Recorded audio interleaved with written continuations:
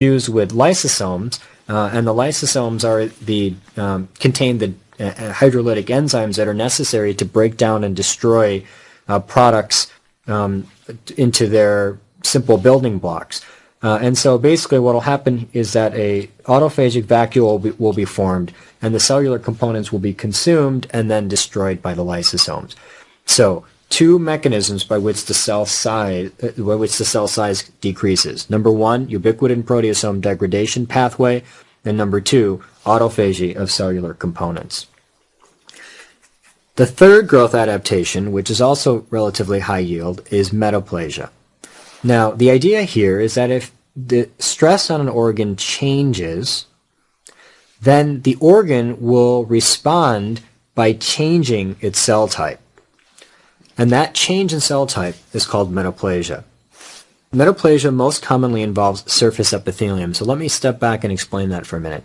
Epi means on top, and thelium means layer. And so epithelium is the cell, are the cells that line line body surfaces.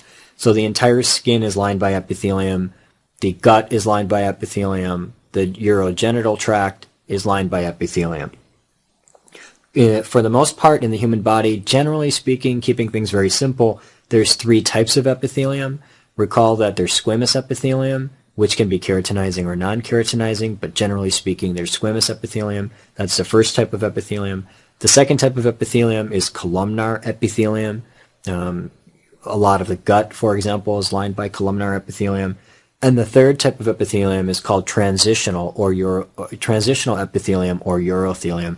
And that's the epithelium that predominantly lines the urinary tract. Metaplasia, generally speaking, involves surface epithelium. And the idea behind metaplasia is that the metaplastic cells are better able to handle the new stress, so that when there's a change in stress, the metaplasia occurs because the new cells that are going to be present are better able to handle that stress. And let's maybe highlight some of this with a simple example, which is Barrett's esophagus. Now, what is Barrett's esophagus? So let's go back and remind ourselves. Now, the esophagus is lined by squamous epithelium, and recall that there is a very sharp demarcation between the esophagus and the underlying stomach. And the stomach, instead of being lined by squamous epithelium, is lined by columnar epithelium. So again, esophagus is lined by squamous epithelium, and the stomach is lined by columnar epithelium. If acid refluxes from the stomach up into the lower esophagus, then the reflux of acid into the lower esophagus results in a change in stress in that lower portion of the esophagus. And that change in stress, i.e. the presence of acid within the lower portion of the esophagus, will result in the lower portion of the esophagus going from squamous epithelium to a columnar, non-ciliated, mucinous type of epithelium. Again, it's important to know these details. Columnar, non-ciliated, mucinous type of epithelium. And the idea here is that columnar epithelium is much better suited to handle acid. And so when acid shoots up from the stomach into the lower esophagus, the cells in the lower esophagus basically change from squamous to columnar in order to better deal with the stress of acid. And this change to columnar epithelium, this metaplasia, this is called Barrett's esophagus, and it's a classic example of metaplasia. Here's a histologic image that can classically show up on exams, and so I put this here as figure 1.2 in your text. This is squamous epithelium here. This is the normal squamous epithelium of the esophagus. And this squamous epithelium should actually come all the way across the esophagus. However, in this portion of the esophagus, we can see that the squamous epithelium has converted to columnar epithelium, and focally that columnar epithelium exhibits goblet cells or mucin or droplets of mucus within the cytoplasm of the cell. Now, the next point about concerning metaplasia is how metaplasia occurs. Remember that I told you it's not sufficient to simply know the definition of metaplasia, but you also need to know the mechanism by which it occurs. And the mechanism by which metaplasia occurs is via reprogramming of stem cells.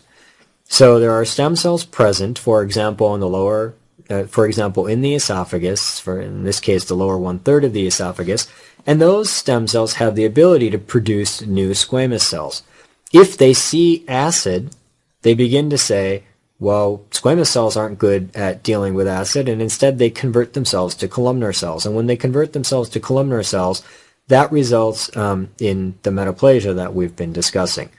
Now, very important to know, metaplasia is reversible. That's a high yield principle. If you remove the driving stress, let's say you remove the key stress that was causing or that led to the metaplasia, that will then result in reversal of the metaplasia.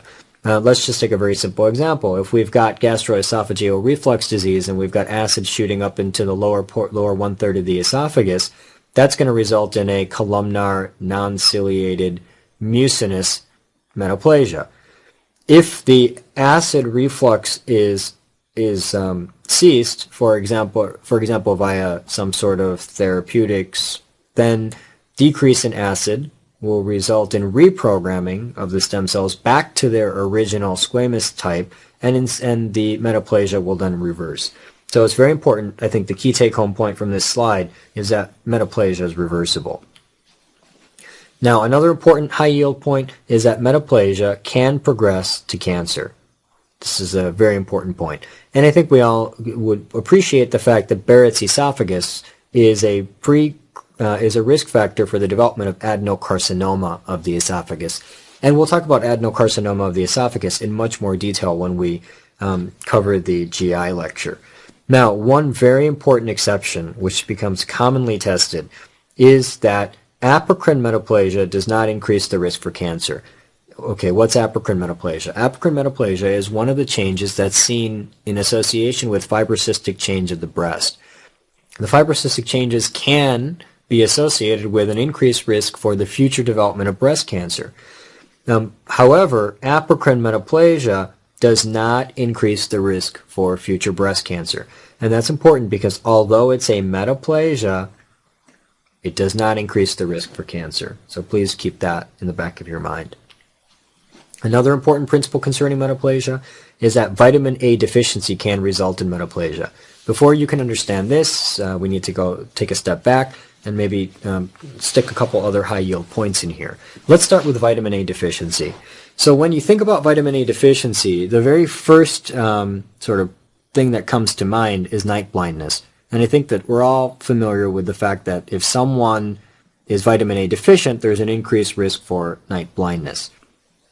Another important feature of vitamin A deficiency to bear in mind is that patients who are vitamin A deficient, they can become deficient in their immune system as well. And vitamin A is necessary for proper maturation of the cells of the immune system.